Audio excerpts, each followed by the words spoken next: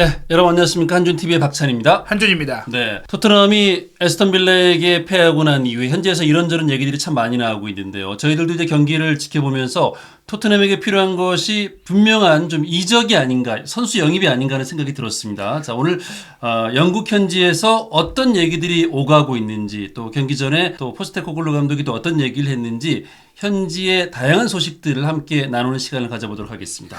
우선 이제 에스턴 빌라전 분명히 가능성도 보여줬고, 또 포스테코글루 감독이 지금 있는 선수들로도 원하는 축구를 만들 수 있다라는 희망은 보여줬지만, 네. 이제 우리가 원하는 건 이제 희망이 아니라 결과거든요. 그렇죠. 결과를 내려면 선수 영입이 필요한 게 오히려 어떻게 보면 이번 에스턴 빌라전 3연패는 명확해졌다라고 볼 수도 있고, 또 이런 과정 속에서 실제로 토트넘과 에스턴 빌라의 경기가 끝나자마자 데일리 메일, 이 데일리 메일에서도 토트넘 관련된 소식에 있어서는 1티어라고 할 수 있는 사미 목벨 기자가 이미 토트넘이 겨울 이적 시장의 움직임을 시작했다라고 보도를 했고요. 그에 대해서 포스테코글루 감독도 이례적으로 본인이 그 미팅을 진행하고 있다라고 이야기까지 했고, 네. 또 하나 캡틴 손흥민 선수까지도 경기를 마치고 이례적으로 팀의 개선이 필요하다라고 이야기를 했습니다. 이 모든 얘기가 결국엔 토트넘이 이적 시장에서 움직이고 있다는 흐름으로 가고 있는데, 하나하나씩 저희가 모두 소개해드리도록 하겠습니다. 네. 먼저 손흥민 선수가 경기 끝나고 주장으로서 팀이 패배했기 때문에 대표로 인터뷰를 했어요. 그렇습니다. 1대0을 리드 상황을 이제 통제하지 못했다. 또 반성하고 이제 사과하는 내용이었는데요. 팬들에게 정말 죄송합니다. 3경기 연속 패배는 분명히 우리가 원하는 방식은 아니지만 팬들은 믿을 수 없을 정도로 이제 많은 응원을 보냈고, 다음 주말을 위해 저희들이 큰 책임을 가지고 나아가야 한다고 생각을 합니다라고 말을 했습니다. 특히 손흥민의 이제 인터뷰 내용 중에 좀 인상적인 것은 1대0으로 앞서고 있는 경기에서 우리가 더 잘 통제해야 한다고 생각을 합니다. 우리는 상대를 존중해야 한다고 생각하며 이번 시즌 1대0으로 앞서고 나가는 경기에서 몇 가지 실수를 저질렀습니다. 조금 느리게 경기를 시작을 했고, 골을 실점하고 옵사이드를 범하고 경기를 지연시키고 템포를 조금 잃고 아스톤 빌라에게 기회를 줬고, 특히 하프타임 전에 세트피스에서 실점하면서 좀 많이 힘들어졌다라고 얘기를 했습니다. 오늘보다 더 강해져야 한다고 생각합니다라는 얘기를 했습니다. 예, 물론 이제 어려운 상황 속에서도 선수들이 모든 걸 다 쏟았기 때문에 그 점에 있어서는 뭐 기쁘고, 선수들의 태도와 이런 그 정신력에 아쉬움은 없다. 그거는 좋지만 결국에는 결과를 얘기해야 된다. 축구는 아무리 잘했어도, 경기를 잘했어도 결과를 가져와야 하기 때문에 이번 경기 받아들이기 어렵다, 아쉽다. 즉 우리는 개선해야 되고 강해져야 되고 달라져야 된다고 했는데, 지금 있는 선수들, 물론 이제 지금 선수들도 좋습니다. 다만 부상도 많고, 무엇보다 우리가 잘 알다시피 손흥민 선수도 토트넘의 주장이지만 1월 달부터 2월 초까지는 아시안컵에 그렇죠. 가야 되거든요. 네. 그리고 다른 선수들도 아프리카 네이션스컵에 가고, 또 부상이 언제든지 생길 수도 있고, 부상인 선수들도 있고, 결국엔 토트넘이 보강이 필요하지 않느냐라는 얘기가 나올 수밖에 없는데요. 이러한 가운데 말씀드린 토트넘 소식 1티어라고 할 수 있는 사미 목벨 기자가 토트넘이 1월 이적 시장에 움직이고 있다라고 보도를 하면서, 재미있는 게 그 증거로서, 이제 움직이고 있다는 증거로서 에릭 다이어가 부상 선수들이 많음에도 불구하고 토트넘 선수단에서 기용되지 못했다라고 했습니다. 네, 그렇습니다. 기사를 보면은 에릭 다이어 입장에서는 정말 뭐 속상할 수도 있는 내용이긴 한데, 팀이 에릭 다이어를 또 어떻게 보고 있는지를 좀 알 수 있는 대목이었습니다. 자, 에릭 다이어에게 상기시켜줄 필요는 없지만 토트넘에서 미래가 없다는 감독의 힌트가 있었다면 바로 이번 일입니다. 시즌 개막 후 벤치에 앉아있거나 아예 경기 당일 스쿼드에서 제외되었던 에릭 다이어는 지난 울브스와의 경기에서 2대1로 패할 때 시즌 첫 선발 출전했습니다. 이번 빌라전에서는 미키 판더벤과 크리스티안 로메로가 부상으로 결장하고 있음에도 불구하고 선발로 다시 나서지 못했는데요. 게다가 그는 풀백인 에메르송 로얄 대신 벤치에 앉았습니다. 토트넘의 소식통에 따르면 여름 이적 마감일을 앞두고 다이어는 다니엘 레비 회장과 다소 서늘한 대화가 오갔다고 합니다. 포스테코글루는 자신의 계획에서 자신의 입지에 대해 다이어에게 전적으로 솔직했다고 하는데요. 전 잉글랜드 스타는 이 점을 높이 평가했습니다. 하지만 포스테코글루 감독이 감독직을 맡고 있는 한 다이어의 토트넘 시절은 끝났다는 것이 점점 더 분명해지고 있습니다. 그러나 여름에 계약이 만료되는 다이어는 다음 시즌을 앞두고 수익성 높은 자유이적의 가능성을 높이고 있어서 그가 1월에 떠날 것이라는 보장은 없습니다.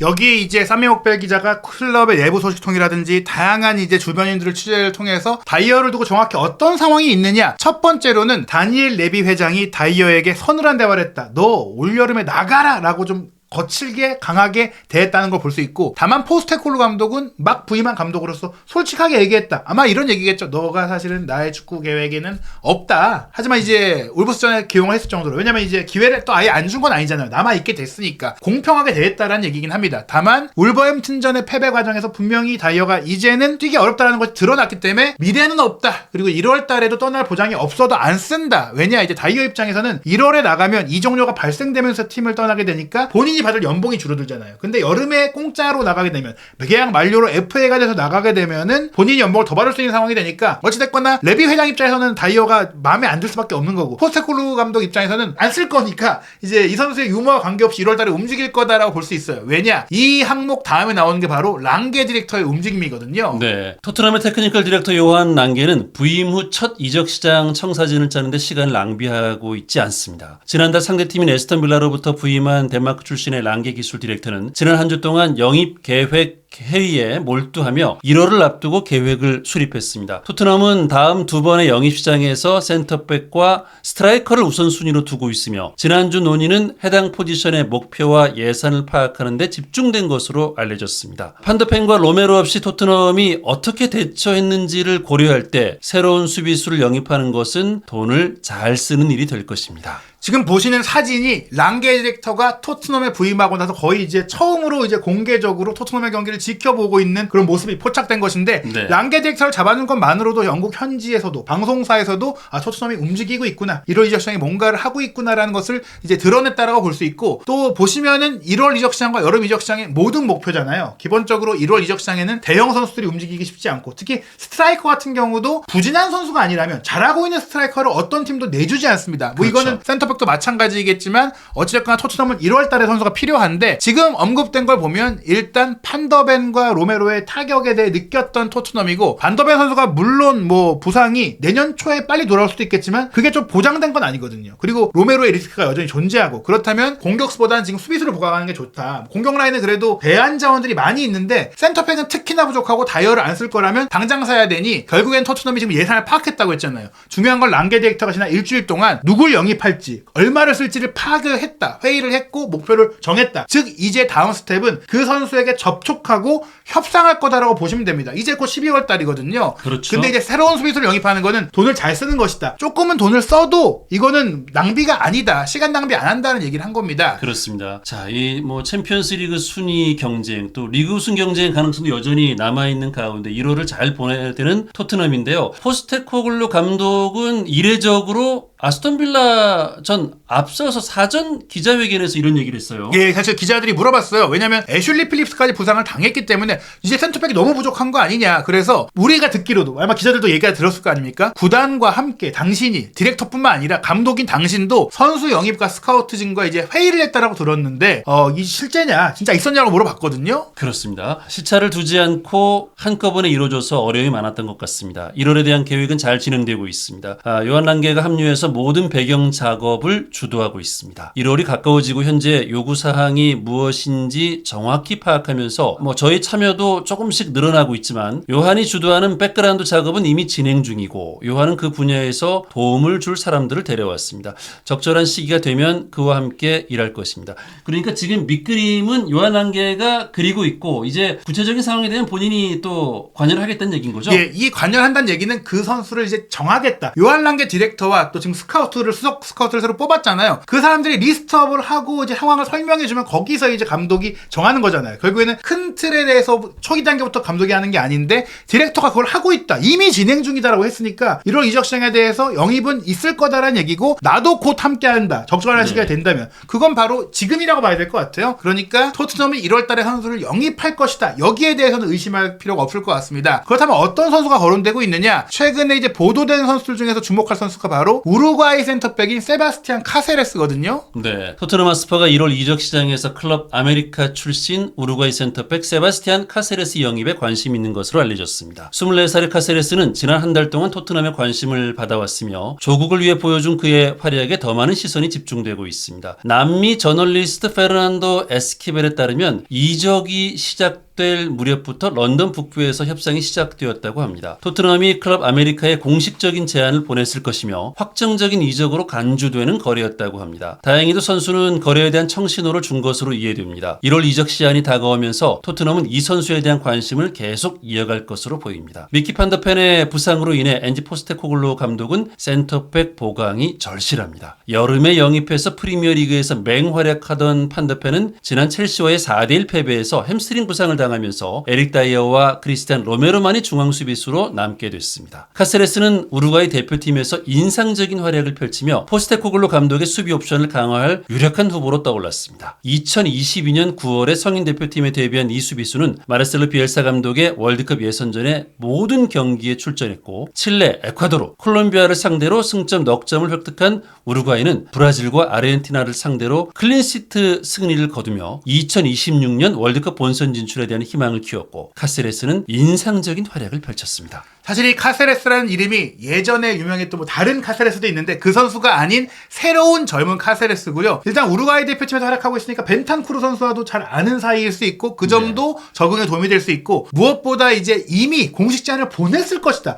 꽤나 많이 진척이 되고 있다고 볼 수 있고 게다가 이제 남미 같은 경우에는 유럽과 시즌 운영이 달라요. 물론 클럽 아메리카는 멕시코 팀이지만 멕시코 팀도 마찬가지입니다. 그래서 1월 달에 선수를 보냈는데 문제가 없을 수 있습니다. 다만 이제 이 선수가 어떤 선수인지 많은 분들이 잘 모르실 텐데 중요한 것은 이제 키가 좀 작아요. 센터백으로는. 너무 작은 거 아니에요? 180cm면은 글쎄 뭐 풀백 자원 정도로 갖다 놔야 되는 거 아닌가 싶을 정도인데 이거 높이에서는 좀 아쉬운데요? 예, 근데 사실 토트넘이 이번 빌라던도 높이를 포기하더라도 배우 커버를 중시했고 또 맨유의 리산드로 마르티네스도 그 높이에 대한 걱정들을 했는데 잘 부딪혀주고 좋은 타이밍에 띄워주고 또 커버 잘해주면서 잘 해줬거든요. 180cm지만 굉장히 빠르고 점프력도 괜찮고 이미 센터백으로서 우루과이 대표로 아르헨티나 브라질전의 승리를 이끈 선수라면 검증이 됐다라고 봐야 될 것 같고요. 물론 이제 둘 다 이렇게 잡으면 안 되겠지만 로메로와 함께 뛸 수도 있는 거고 반더벤과 함께 뛸 수도 있으니까 그 짝으로 두는 또 전천후 로테이션 자원이자 혹은 경쟁자라고 본다면 충분히 노릴 수 있는 선수다. 게다가 말씀드린 대로 로메로 반더벤이 있는 상태에서 데려온 선수라고 볼 수 있다면 새로운 이제 옵션이라고 볼 수 있겠습니다. 네. 그러나 이제 높이의 문제가 당연히 있으니 다른 영입 대상도 있는데 바로 그 선수는 이탈리아의 유망주인 조르조 스칼빈이죠. 이적 전문가 파브리치오 로마노에 따르면 토트넘 하스퍼는 아탈란타의 어린 선수 조르조 스칼비니의 성장을 주시하고 있는 클럽 중 하나입니다. 런던 북부의 토트넘이 인상적인 성적을 거둔 주된 이유는 여름에 영입한 미키 판데벤이었지만 이달 초 첼시와의 경기에서 4대1로 패하는 과정에서 네덜란드 출신 판데펜은 햄스트링 부상을 입었습니다. 초기 관찰 결과 수술이 필요하지 않을 것으로 판단됐고 전 볼프스부르크 센터백은 하스퍼 웨이에서 클럽 의료진과 함께 치료를 통해 회복할 수 있을 것으로 판단됐습니다. 그러나 토트넘의 앙게 포스테코글루 감독은 그 다음 주에 열린 기자회견에서 이 판데펜이 새해까지 경기에 나서지 못할 것이라고 설명했습니다. 이로 인해 토트넘은 수비진의 공백이 생겼고 1월 이적 시장에서 새로운 수비수를 영입할 가능성이 있다는 추측이 쏟아지고 있습니다. 이제 이적 전문가 로마노가 토트넘이 눈독을 들이고 있는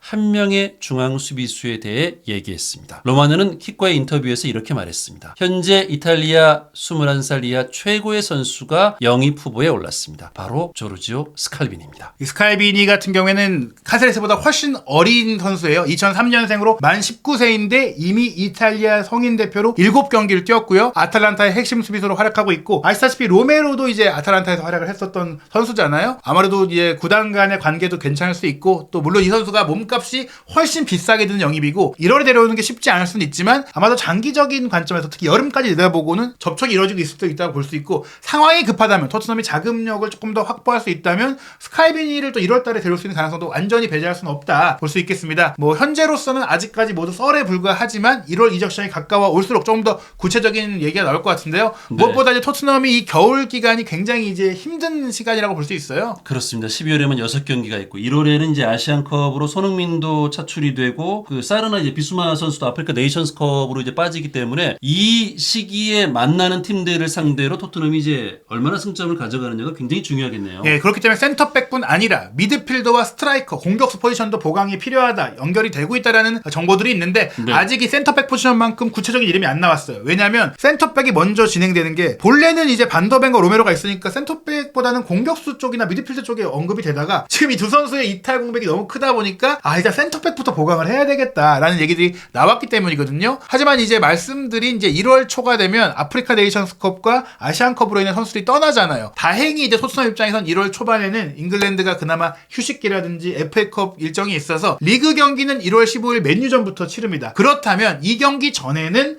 선수를 영입해서 손흥민, 비수마, 사르의 이탈 공백을 채워야 하고 또 이 시기까지도 어떻게 보면은 반더벤도 정상적인 몸 상태가 아닐 수 있고 메디슨도 또 이때 복귀할지가 명확하지 않아요. 그렇다면 이전까지 센터백, 미드필더, 공격수를 다 데려와야 되니까 그럼 1월 시작과 함께 이 선수를 데려와서 훈련시키고 맨유전에 뛰게 하려면 12월 저중에 협의가 진행이 돼야 됩니다. 그렇죠. 즉 다음 주면은 랑게 디렉터가 누구와 접촉하고 토트넘이 누구와 협상하는지가 언론 보도를 통해 나올 수 있다라는 것이죠. 네. 빠르게 리스트를 작성하고 발빠르게 움직이지 않으면 1월 이적 시장에 토트넘만 움직이는 게 아니잖아요. 이런 것들이 좀 빨리 정해져야 아마 올 시즌 이 토트넘의 성적도 기대해 볼 수 있지 않을까 하는 생각이 듭니다. 지금 분명히 기대감이 넘치는 축구를 보여주고 있고 포스테코글루 감독이 전술적으로 훈련적으로 좋은 모습을 보이고 있는데 결국에는 감독이 자신의 원하는 축구를 잘 보여주려면 좋은 선수가 있어야 되는 게 명확하거든요. 네. 이번 빌라전도 힐 선수나 쿠루세스키나 너무 아쉬웠는데 부디 이제 토트넘이 이제는 포스테코글루 감독이 함께 개입해서 포스테코글루 감독이 원하는 선수를 잘 데려와 더 강한 팀으로 후반기를 보내야 할 수 있을 것 같습니다. 그를 위한 새로운 소식들이 나오는 대로 한준TV에서 바로 또 체크하고 분석하고 소개해드리도록 하겠습니다. 네. 지금까지 박찬희였습니다. 한준이었습니다.